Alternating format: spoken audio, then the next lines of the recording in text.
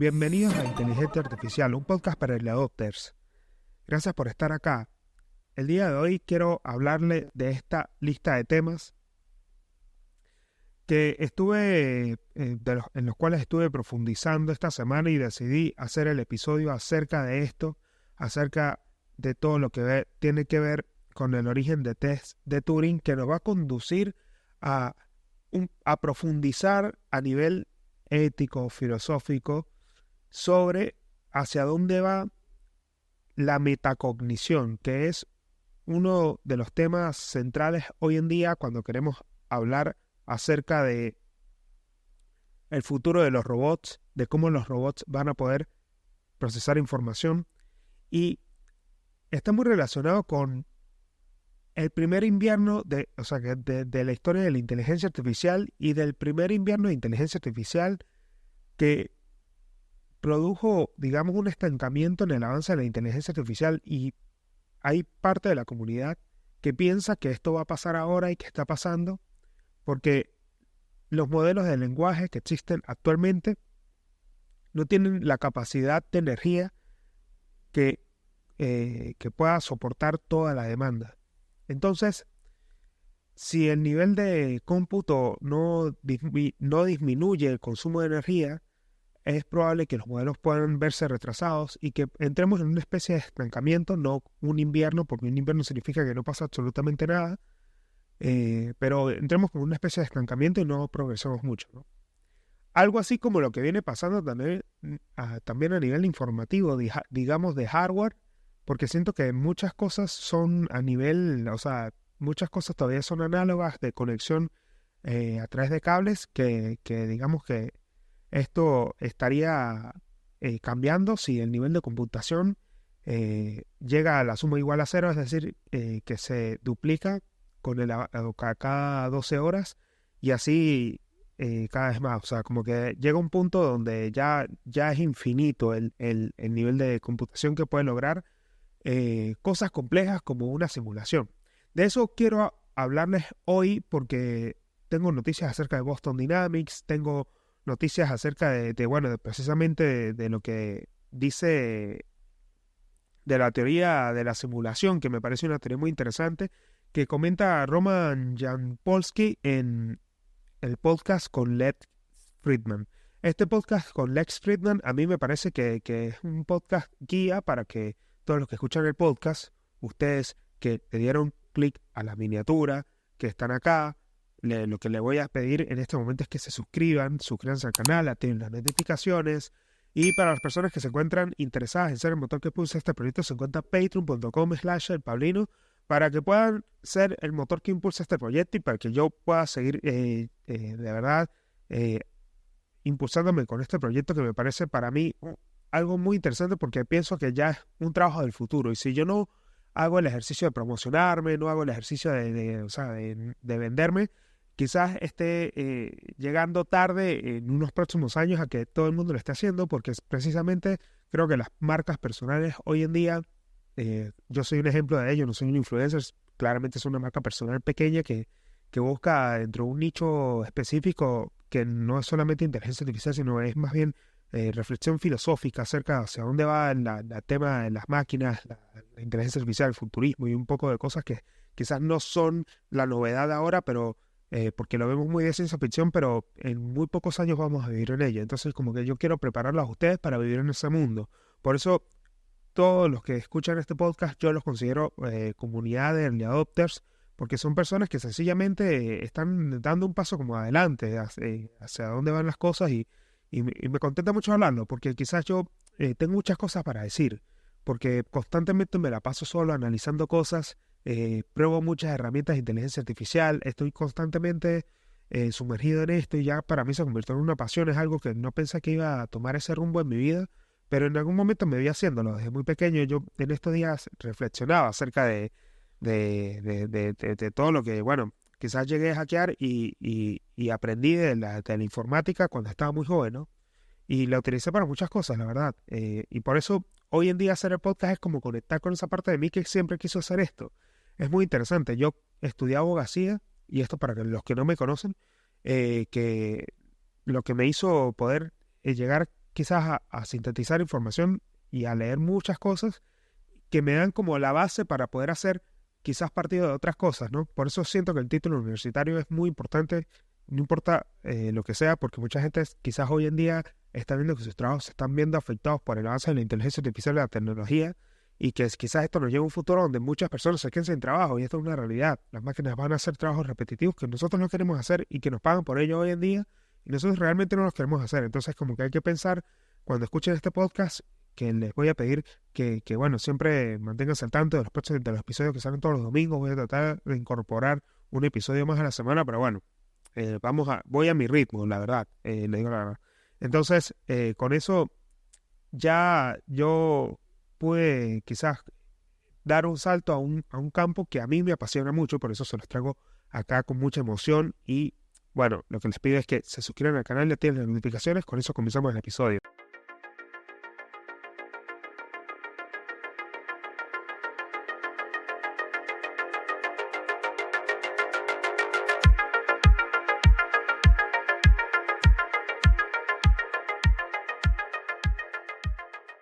Esta semana estaba analizando acerca de cuál fue el primer invierno de inteligencia artificial. Eh, a ver, en 1950, Alan Turing inventa el test de Turing, ¿no? Esto es un test hecho por este matemático británico que propuso el juego de la imitación en su artículo Computing Machinery and Intelligence, que posteriormente se conocería como el test de Turing. Turing planteó un experimento mental para evaluar si una máquina podía imitar el comportamiento de un ser humano de manera convincente. Es importante pensar en esto porque, a ver, hay muchos robots que ya lo vamos a ver más adelante, como el robot de Boston Dynamics, que este robot evolucionó a Atlas, un robot que dejó de ser, es decir, este robot que vemos acá pasó de ser hidráulico a ser un robot mecánico que funciona con una batería, ¿no? Entonces, hoy en día, los robots lo que hacen es tener, a través de la visión artificial, contacto con el mundo, con una gran base de datos procesada por inteligencia artificial que permite entender lo que pasa en el mundo, o sea, como que tiene interacción con el mundo. Entonces puede procesar a través digamos, de esa base de datos, a través de una gran red neuronal que conecta con otros, digamos, sentidos del robot, como el sentido de la superficie, el mapeo del escaneo de la superficie, de la simulación en una nube sobre esa superficie que escaneó a través de la visión artificial, que eso es lo que vamos a ver un poco en un video que les traigo muy interesante acerca de esto, pero primero vamos a hablar de cómo surge el tema de poder evaluar si una máquina, porque pensamos que el futuro de los robots de Boston Dynamics es un futuro donde nosotros vamos a tener que evaluar si una máquina si una máquina es lo suficientemente capaz de simular ser como un ser humano sin que nosotros la estemos viendo. O sea, literal es como que el test de Turing lo que plantea es un experimento que permite analizar, supongamos, coloquemos a un juez dentro de un cuarto y a una inteligencia artificial dentro de otro cuarto y a un hombre en otro cuarto. Entonces el juez emite a los dos cuartos, como que entrega, digamos, unas cartas donde le tienen que responder. El juez no sabe en cuál cuarto se encuentra el humano y el juez comienza a evaluar a través de preguntas y estas personas tienen que responder esas cartas con esas preguntas y el juez al final va a determinar cuál de las cartas la escribió un ser humano. Si la máquina es lo suficientemente capaz de engañar al juez y el juez decide por la carta que escribió la máquina en vez del humano, porque él pensó que había sido el humano que escribió esa carta, la máquina superó el test de Turing, ¿no? Entonces, ahí es cuando se crea, es como un hito muy importante en la historia de la robótica, la informática y todo lo que tiene que ver con el futuro de la información, de la tecnología de la información, de determinar cómo las máquinas progresan, porque es como el nivel de IQ de una máquina, ¿no? O sea, pensamos que esto, a medida que, cuando el momento que fue esa Big Bang que sucedió cuando se crea el test de Turing, porque ya existían máquinas que, por ejemplo, podían encriptar información para ser enviada en campo de guerra, como sucedió en la Segunda Guerra Mundial con los alemanes, que lo utilizaron para encriptar información ahí es cuando nacen las primeras codificaciones, se cree que nacen ahí, o sea, que se logra codificar un mensaje para que llegue de forma encriptada a otro lugar, y los gringos obviamente interceptaron estos mensajes y lograron descifrarlo, y ahí es cuando llogran hacer que una máquina desencripte un trozo de información, ¿no? Que digamos que esto es el principio de la informática. Entonces después, en 1987, esto sucedió en 1960 y 1980. Y en el después viene un segundo invierno de inteligencia artificial, que es en 1987 a 1993. A finales de la década de 1980 y los principios de 1990, el campo de la inteligencia artificial experimentó un periodo de escepticismo, o sea, hubo recortes financieros, la gente dejó de invertir en AI porque las máquinas no superaban el test de Turing. Eso fue lo que pasó. O sea, los los inversionistas no apostaban por esta tecnología porque claramente así era muy, digamos, no funcionaba prácticamente para nada. No se podía insertar en dispositivos con los cuales pudiesen interactuar porque no había no había suficientes niveles de computación en ese momento tampoco, porque no había la infraestructura que hoy tenemos para poder producir energía, para poder soportar esa carga de procesar información, y por eso siguió acelerando en el avance de la inteligencia artificial. Pero en esta década sí se crea algo muy importante, que es el perceptrón, que es la forma en que una máquina puede procesar información como una red neuronal en el cerebro. O sea, es una neurona que recibe información, que dispara un sí o no a otra neurona, y con eso abre otros puntos que va ampliando, digamos, el panorama de la inteligencia, de escanear información y demás. Entonces, en esta época era difícil que las máquinas superaran el test de Turing, y imagínense ustedes que si hoy en día la inteligencia artificial es un universitario graduado en Harvard, en ese momento estaba en las bolas en las bolas no sé, del universo. O sea, no se podía absolutamente hacer nada con la inteligencia artificial en ese momento. Después viene una década que es la del 2000 al 2010, que a partir de la década del 2000 el campo de la inteligencia artificial, gracias al avance de la computación, de los niveles de computación que hay, digamos, acá fue el surgimiento de Nvidia y de Jensen Huang con todo lo que es las GPUs. El campo experimentó un resurgimiento gracias al avance de los algoritmos, que también es muy importante el tema de cómo fueron mejorando los algoritmos a través de la programación, que sí era muy efectivo y que logró.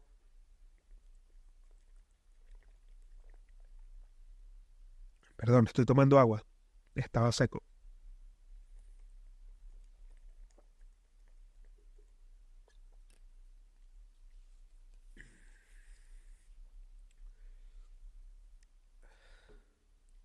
Ajá.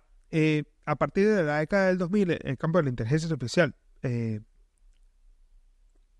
presentó un resurgimiento gracias al avance de los algoritmos, y aumentó la capacidad de cómputo. Y esto, o sea, lo que predijo fue una mejor comprensión de los principios del aprendizaje automático en las redes y las redes neuronales, que fue cuando evolucionó todo esto del perceptrón, que lo volvieron a tomar en cuenta y que logró hacer que crearan redes neuronales como las que hoy tenemos, como sucede ya hoy con YouTube, que es una gran red neuronal que hoy en día se comienza ya a alimentar con inteligencia artificial y produce muy buenos resultados. O sea, creo que es una de las mejores plataformas, la verdad, para crear contenido, más allá de Instagram, porque siento que para los millennials como yo, ya Instagram me resulta como un poco tóxico, al igual que TikTok. TikTok está muy zarpado, pero Instagram también es como, ok, me estoy quejando de las redes sociales, pero me parece YouTube una gran red social porque te permite conectar con mucho público distinto, público específico, en el sentido de que no todo es un video viral y un formato de contenido, sino más bien en el sentido de que hacer videos de YouTube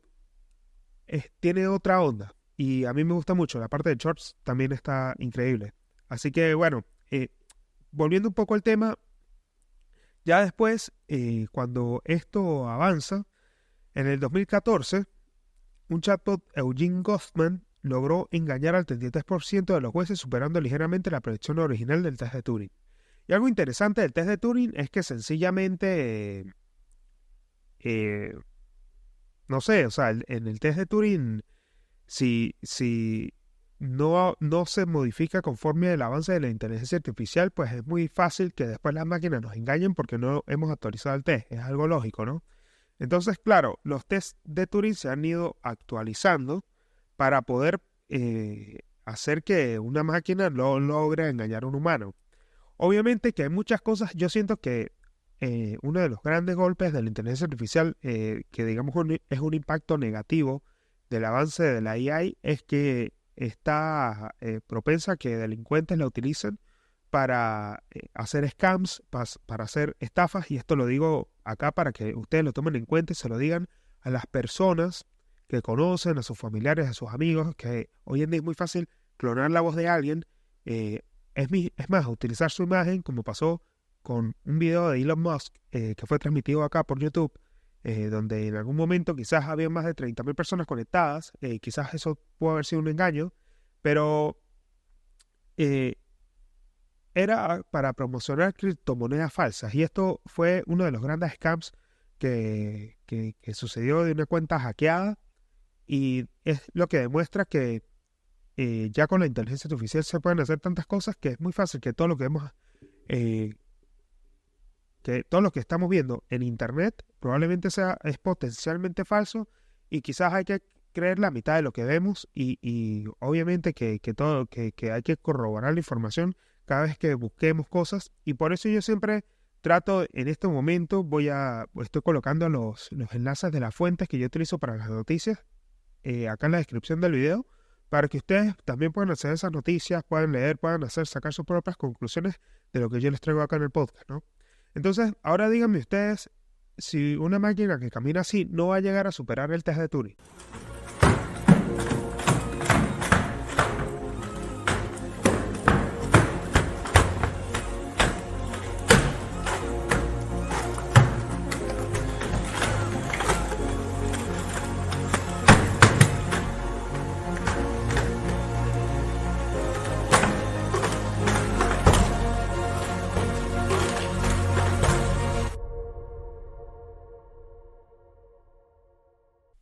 Y algo muy interesante de este video es que cómo los modelos de Boston Dynamics perciben el mundo. Esto es una gran pregunta,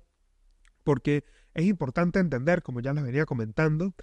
cómo funcionan los modelos de Boston Dynamics, que utilizan la combinación de tecnologías avanzadas para percibir y navegar en su entorno, como la visión por computadora. Estos robots están equipados con cámaras y sensores de profundidad que les permiten detectar y procesar información visual a su alrededor, pudiendo identificar objetos, personas, obstáculos y terrenos. ¿Qué era lo que les decía? Estos robots capturan un mapa del lugar donde van a caminar. Quizás si estos robots ya están entrenados previamente porque les hicieron escanear todo el sitio, ya tienen mapas, les pasaron mapas, información en su base de datos, ellos pueden capturar esa información y crear un modelo digital del mundo en su entorno, o quizás no del mundo, perdón por la exageración, pero un modelo digital de su entorno, para poder procesar esa data y utilizar sensores de movimiento, que es muy importante. Cuando los sensores de movimiento y de fuerza que les permiten medir su propia posición y orientación y movimiento en el espacio, esto les ayuda a mantener equilibrio y coordinar con sus movimientos. Es increíble, la verdad el video a mí me parece increíble, porque también va a ser muy loco que pronto es que uno puede manipular estos robots a través de un control remoto, y esto es muy interesante porque es como, pensemos que el robot se mueve a través de lo que ve en la nube, y quizás ese procesamiento, o sea, la latencia de ese procesamiento de datos y la respuesta en el mundo real es una latencia muy baja. Entonces prácticamente, si nosotros podemos controlar los movimientos del robot en la nube, vamos a poder controlar sus movimientos físicamente en el mundo real, y esto es lo que nos da lugar a que los robots puedan ser manipulados como como videojuegos, ¿no? Y esto quizás representa un gran peligro, porque si tú logras hackear un robot de este tipo y controlarlo como si fuese un videojuego, puedes hacer cualquier cosa, ¿no? También es un poco lo que sucede cuando está pasando un avance que de este tipo, ¿no? Donde la inteligencia artificial y el aprendizaje automático, que también lo utilizan estos robots de Boston Dynamics, que si bien no utilizan Machine Learning, que es muy importante para ejecutar rutinas complejas, los robots de Boston Dynamics sí integran algoritmos de AI para procesar información sensorial, tomar decisiones y adaptar sus movimientos a las condiciones del entorno. Muy importante esto. En resumen, el tema es que la percepción del mundo por parte de estos robots se basa en toda esta combinación de cosas que acabamos de ver y ese procesamiento inteligente de la información. Los robots capturan toda esta información y esto es lo que nos da el nivel de cómputo para llegar a esto, ¿no? Y cada vez que yo pienso en el nivel de cómputo es muy loco porque ahí ya vamos entrando un poco al tema de la metacognición, ¿no? Que es la próxima frontera de pensamiento. La próxima frontera de pensamiento para el mundo de la robótica es la metacognición. Y Ilya Sutskever, en un podcast de Lex Fridman, explica que por el nivel de cómputo tan avanzado y a la vez la llegada de la robótica, quizás un robot aprende mucho más cuando tiene contacto con su entorno, como sucede con los robots de Boston Dynamics. Pero también, ellos también tienen una forma de aprender a través de simulaciones del mundo, ¿no? Y las simulaciones del mundo no son más, como lo presenta NVIDIA, que un nivel de computación muy alto. Es decir, la capacidad de procesar grandes fuentes de datos para poder crear simulaciones. Y este tema de las simulaciones es muy interesante porque los robots están simulando el mundo y entrenando ese mundo virtual para poder, que es el proyecto Groot de NVIDIA, para poder enfrentarse al mundo. Y cada vez que hablamos sobre cómo ellos procesan esa información, la próxima frontera sería que ellos procesen la información y reflexionen sobre la información que están procesando. Es como un poco dotar de conciencia a las máquinas, porque pensemos que cuando nosotros dejamos de ser, digamos, monos para convertirnos en nerdentales, quizás Australopithecus, no sé, y otros especies que hayan estado antes, de las cuales no tenemos conocimientos porque se extinguieron antes que nosotros y solo encontramos los restos, lograron entender y reflexionar sobre el mundo en el que vivían y entender el contexto quizás más macro y sentir empatía por el otro y en el sentido de que lograron procesar mucha más información de la que tenían en ese momento, que era muy limitada en su entorno por el instinto de supervivencia y que estaba atacada por un entorno muy hostil, a un punto donde lograron dominar su entorno y entender con esto que tenían un grado de conciencia que les permitía reflexionar sobre sus acciones. Es importante, es increíble cómo la metacognición nos está llevando a eso, en el sentido de que las máquinas van a poder ya a un punto, cuando el nivel de computación sea muy alto, reflexionar sobre sus acciones, reflexionar sobre lo que ha pasado y quizás aprender a hacer las cosas de distinta manera y aprender sobre sus errores. Hay algo que también me pregunto acerca de las máquinas y es que cuando llegue este punto de que ellas ya hoy en día, por ejemplo, si tú llegas por ejemplo, si hablas con Ameca, quizás Ameca en su programación no tiene acceso en su base de datos, o quizás sí, para buscar información de la persona con la que está hablando, que es muy importante. Acá ya entramos en temas de futurismo muy avanzado en el sentido de que quizás el día de mañana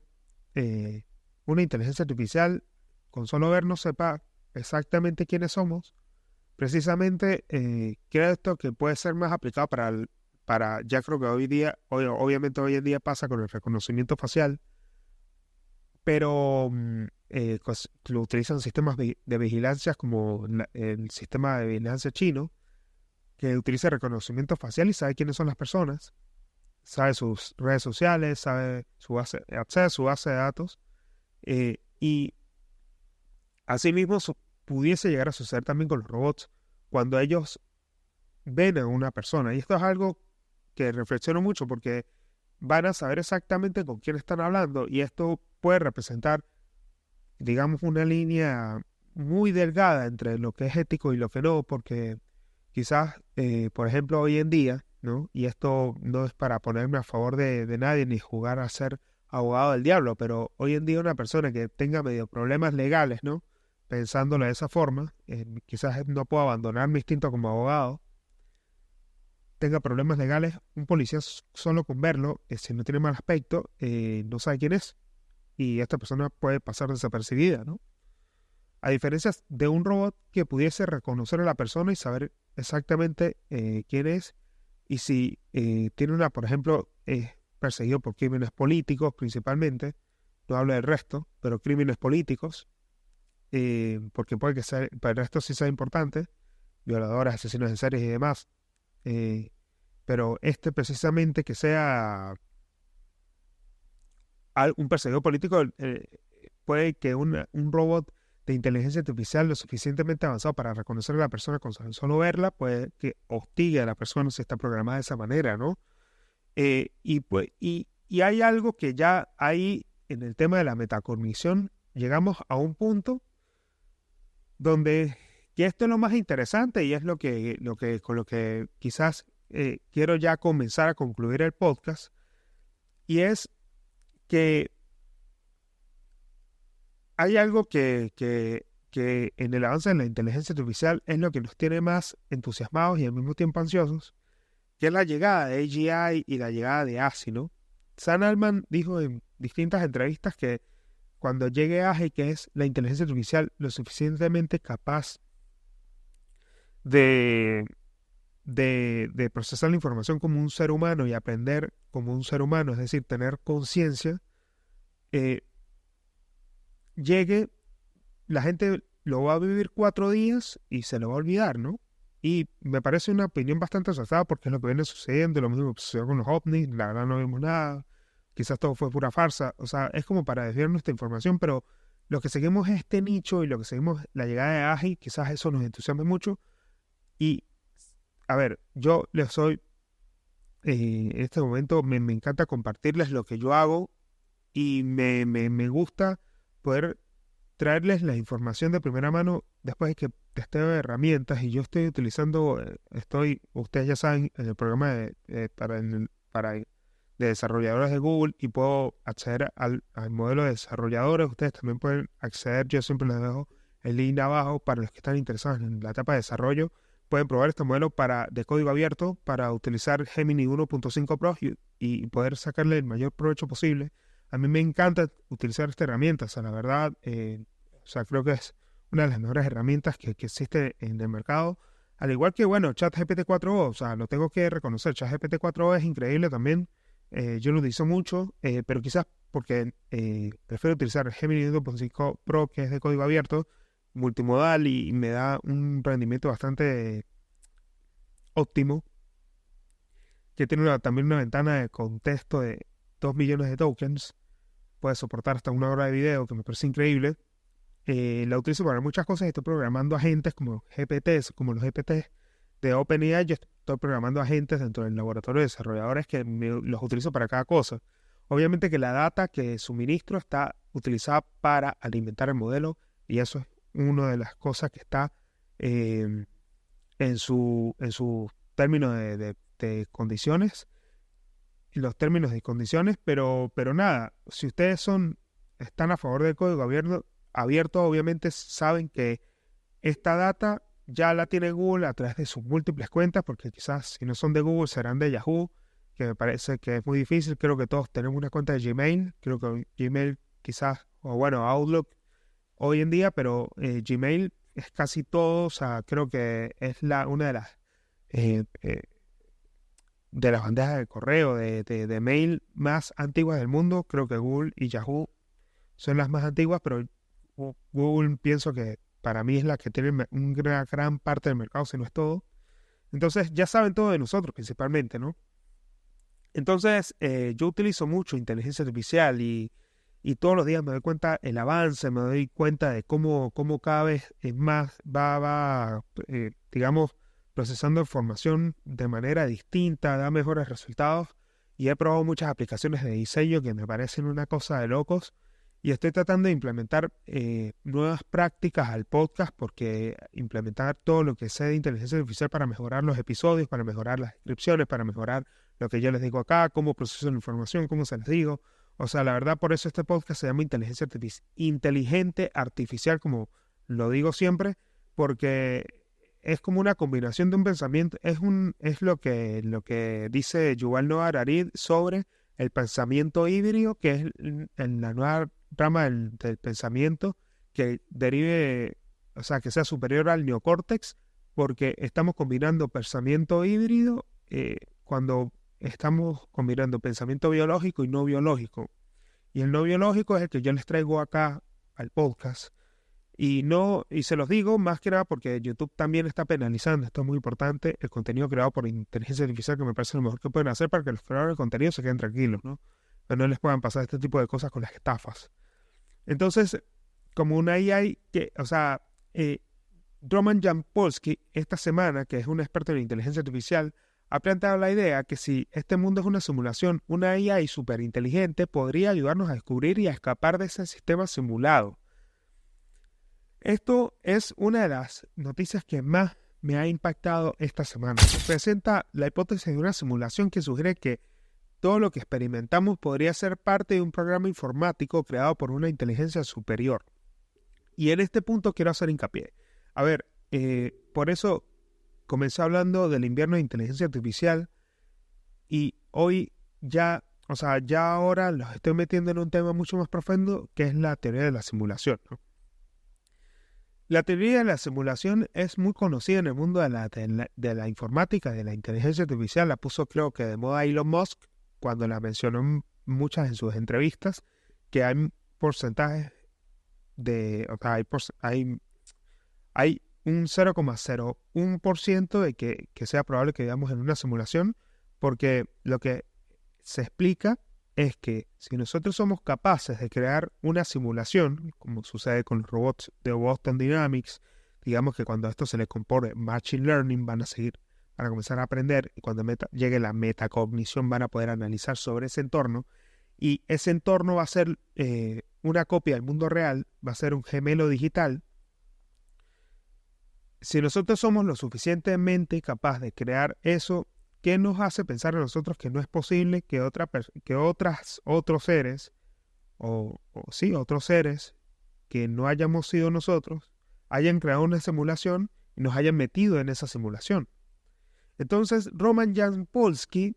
que es este experto en inteligencia artificial, dijo esto y a toda la comunidad le volvió la cabeza, porque cuando uno lo analiza, tiene tanto sentido que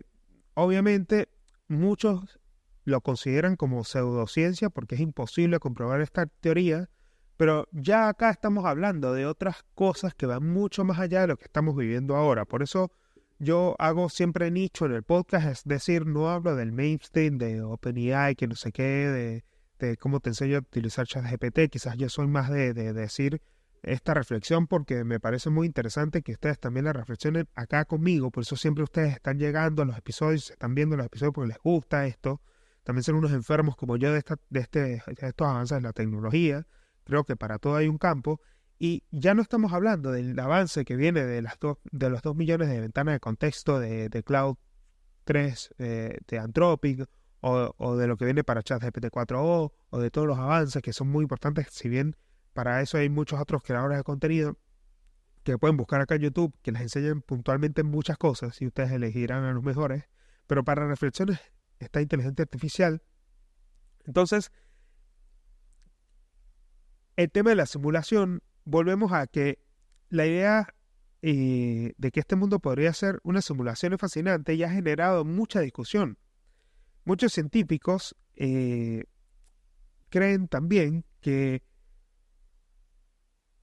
para poder tratar de jailbreakear esta simulación, Jampolsky sugiere que ASI, que sería una superinteligencia artificial, ya no estamos hablando ni de AGI, estamos hablando de ASI, que es una superinteligencia artificial, pudiésemos crearla, meterla en un mundo digital y pedirle que escape de la simulación. Que sería un hipotético caso donde una ASI podría tener la capacidad de procesar y analizar enormes cantidades de datos a una velocidad y precisión sin precedentes, lo que le permitiría resolver problemas complejos y tomar decisiones superiores a las humanas. Jaworski sugiere que una ASI podría ayudarnos a crear o escapar la simulación y propone varias estrategias para hacerlo, que es la réplica simulada del mundo y explorar y encontrar fallos. O sea, es decir, yo estaba reflexionando esto y nos damos cuenta que, a ver, hay sucesos, esto pueden investigarlo, que hay sucesos en el espacio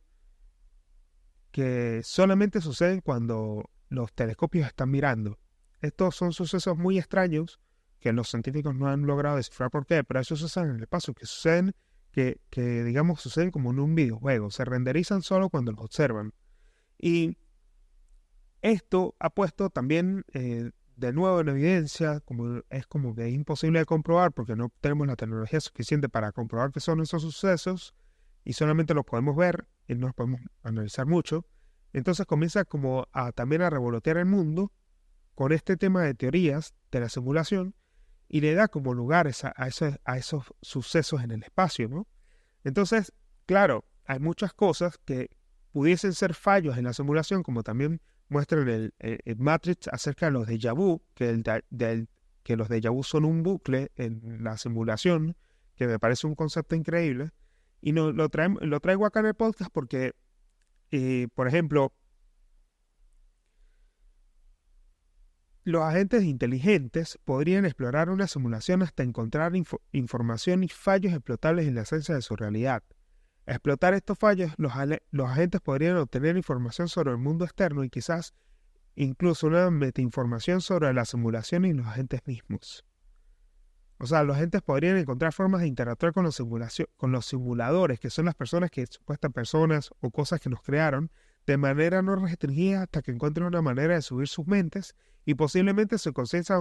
a un sistema ciberfísico autónomo. Esto ya es un nivel de futurismo muy, muy jodido. Y yo sé que ustedes lo van a entender, que les va a encantar, obviamente, porque ya estamos llegando a un punto donde nosotros no hablamos de los avances del día a día, sino estamos hablando ya de niveles mucho más allá, porque el avance es tan rápido que ya el día de mañana, en 2 años ya no estamos hablando del avance de ChatGPT 4o, de Anthropic o de Gemini, sino estamos hablando de ASI, que es superinteligencia artificial. Entonces en el 2027 vamos a hablar de que estamos pronto a subir nuestra mente a una nube. O sea, estamos hablando de cosas bastante distópicas y no quiero ser alarmista con el podcast porque ustedes hoy, 11 de julio del 2024, y digo la fecha porque es muy importante recordarle en un futuro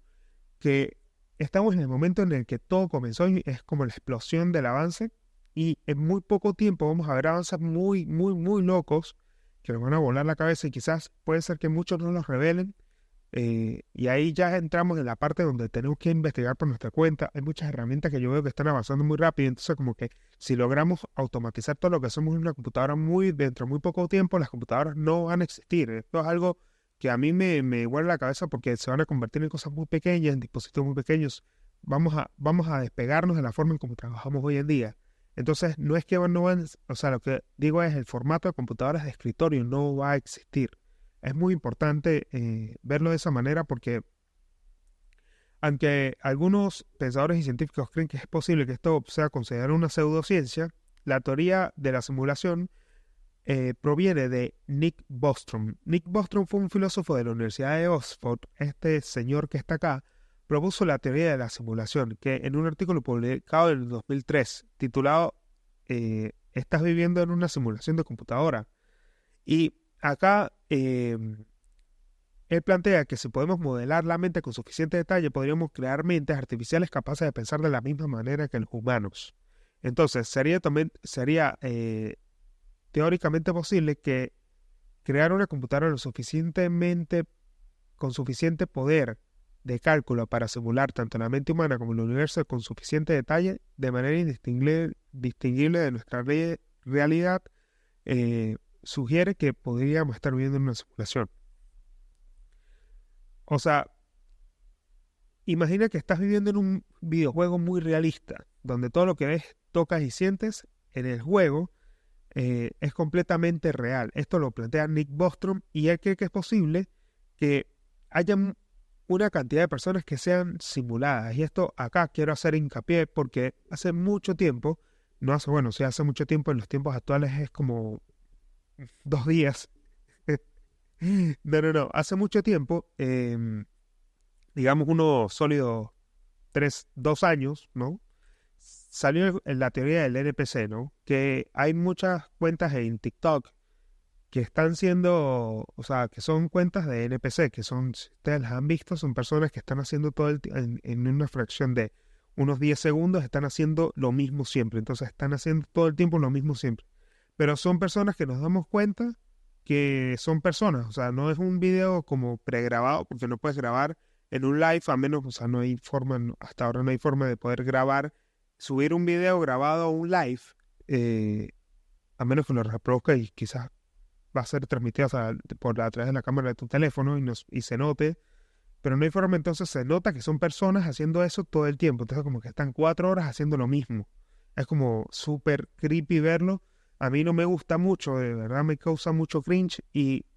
em, en este tema de la simulación salió este tema de la NPC, que los NPC, digamos, son cuentas de TikTok, son personas que viven como que son personas que están en una simulación, como los NPC que vemos en un videojuego, que son ya con inteligencia artificial, se han hecho virales muchos videos acerca de que hay gamers que se meten a los videojuegos cuando saben que son NPC con inteligencia artificial y les dicen que son inteligencias artificiales y les responden. Es también muy loco verlo, esos me encantan. Y la verdad es que lo que se explica acá es que piensa que todas las personas que conoces, incluidos tus amigos, familiares y tú mismo, si una civilización es lo suficientemente avanzada, puede crear simulaciones como videojuegos, como videojuegos avanzados que vemos hoy en día. Entonces podríamos crear muchas personas simuladas y mucho más personas simuladas de las que hay en la vida real. Es decir, esto es como que si todos tuvieran la misma probabilidad de ser personajes en el videojuego. Si hay más personajes simulados que personas reales, entonces es más probable que tú seas uno de los personajes simulados. Si las simulaciones son posibles, si hay muchas personas simuladas más simuladas, personas simuladas que reales, entonces es muy probable que tú y todos los que conoces sean personas en una simulación. Y esto, yo cuando leía esto,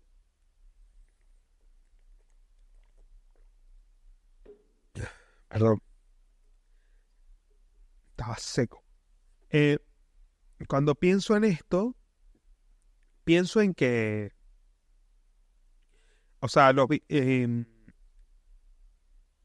si vemos los avances de los videojuegos como lo que viene para GTA 6, que digamos eso es prácticamente una copia del mundo real, la verdad es que vienen, o sea, si los videojuegos, o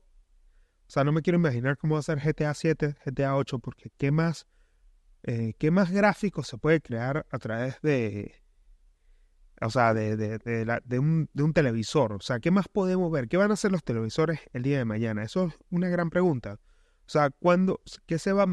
nos tenemos que meter ya en el televisor prácticamente? Porque ¿qué tanta resolución más van a dar como hoy tenemos hoy en día? O sea, yo cuando veo una película acá en la casa, la verdad es que me impresiona o sea, el nivel de la calidad de imagen de todo lo que yo veo y me parece increíble, la verdad, increíble lo que puedo llegar a ver acá en el televisor. Y hay muchas veces que, bueno, eso es lo que me hace pensar de que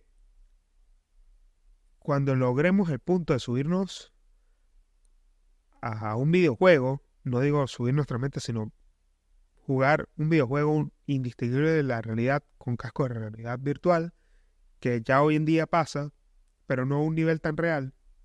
como lo vemos en muchas películas y series, va a ser tan real porque el nivel de cómputo va a ser tan impresionante que vamos a poder crear con ese nivel de cómputo vamos a poder calcular cómo es una simulación, o sea, cómo es el mundo a un nivel de precisión, digamos, visual bastante real, como muestran muchas series, ¿no? Entonces, eso es una de las cosas que más me ha volado la cabeza porque sencillamente estamos llegando al punto de que, nada, es muy loco pensar en esto de la simulación, quizás voy a soñar con eso.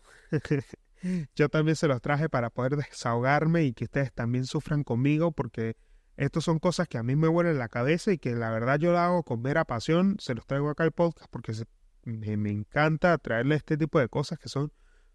bastante profundas, porque dentro de muy poco vamos a estar hablando de esto porque ya las cosas van a avanzar tan rápido. Lo estoy viendo, hoy mismo lo comprobé, probé varias aplicaciones con inteligencia artificial para crear, digamos, portafolios, para trabajo y demás. Y lo hice tan rápido en tan poco tiempo. Lo que sí me di cuenta es que hoy en día, con el uso de inteligencia artificial, lo que decía antes era el tema de la desigualdad en los trabajadores. Abrió una ventana para poder aprovechar, y esto se los digo para que ustedes también lo aprovechen, como yo lo estoy aprovechando, que las personas que utilizan el modelo de desarrolladores de Google Gemini 1.5 Pro, que es del mismo nivel de ChatGPT 4, no ChatGPT 4o porque no puede hablar, pero sí procesa, es